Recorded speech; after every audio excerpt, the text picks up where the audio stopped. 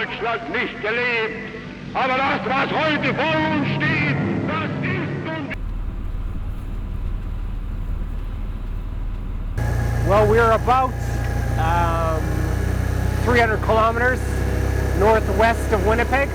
In 1943, October 26th to be exact, 440 German prisoners of war were brought to the labor camp here and put to work basically harvesting fuel wood from the park.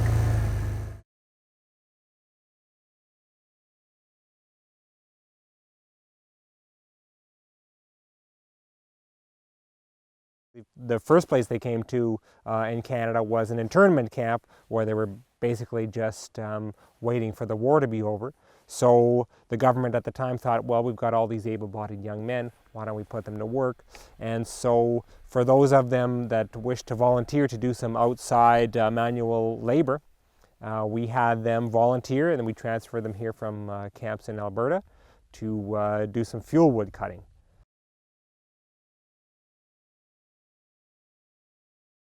Each man was responsible for about 3/4 of a cord of wood a day. There was no fence around the camp, so the prisoners were loosely supervised. There were no guard towers either, so they were allowed to run in the camp, but then after the lights out call, some of them would apparently sneak out of the camp and head to some of the surrounding communities such as Olha, Horud, Seach, and even Crawford Park. And they would meet some of the locals, and they would maybe trade some goods that they'd taken from the camp.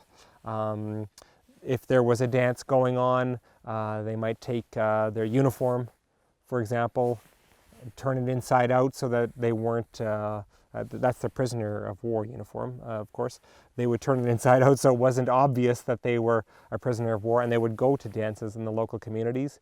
They would meet some people of Ukrainian descent who actually apparently welcomed them as the German army was actually involved in liberating Ukraine during the Second World War. Liberating, well, you sort of use that term loosely.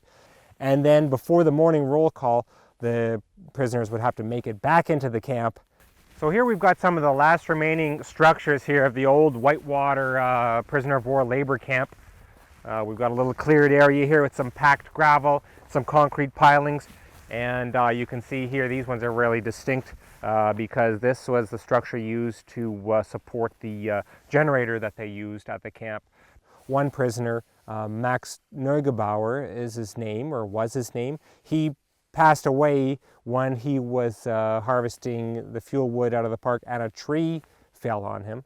So he died.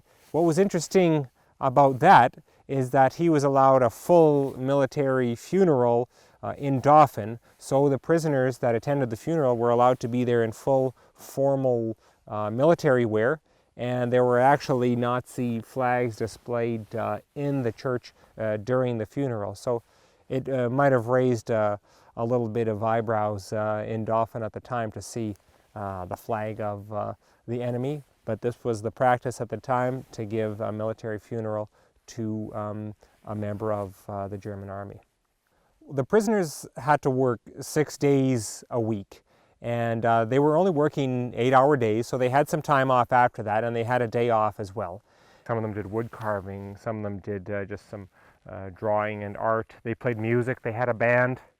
They had actually at one point found an orphan bear cub that was young enough that it wasn't going to cause them any problems, so they turned it into a pet named Moshi, I believe, and then a few of them got together and decided to carve out some canoes out of spruce logs, spruce being plentiful, and they would take the canoes out onto the creek here and out onto Whitewater Lake and just paddle around. So that was another degree of freedom that they were given. And we're going to go searching for some of the remnants of a few of those boats here in the bush and along the river.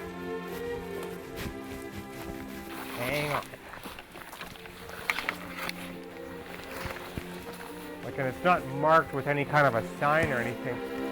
All these little spruce bogs look the same too, which is not what you want to hear your guide say. But it just makes it difficult to find which one is the right spruce bog that the canoe is lying in. Okay, I found it. You sort of have to use your imagination a bit, but it's got that canoe bow type of a shape. The rest of it appears to be kind of covered in long grasses, but you can get an idea of the shape of it here if I just do some clearing. See that there? Still has that sort of nice, graceful, carved curve to it. A nice point there as well. A little boggy here and there. Little tricky walking here.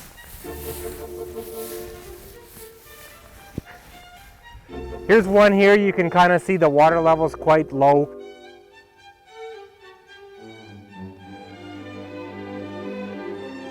In October of 1945, the camp was shut down and eventually decommissioned. Those Germans that were here as prisoners were then repatriated. But then a lot of them who enjoyed the area, Manitoba or just in North America in general, actually came back and enjoyed lives here. Well, I like the fact that the prisoners, whenever they got here, they appeared to enjoy life quite a bit, just like I do. Like, I like canoeing. They came here and to participate in the Canadian experience. They carved canoes and they paddled around. I play music. They came here, they formed a band and played some traditional music. And so in a way, they were kind of like just regular everyday people who came to this place via a set of very different circumstances, but they still got to appreciate the place for what it is. It's a beautiful natural place where you can take part in all that, such as canoeing, hiking, playing music, and just enjoying life in beautiful surroundings.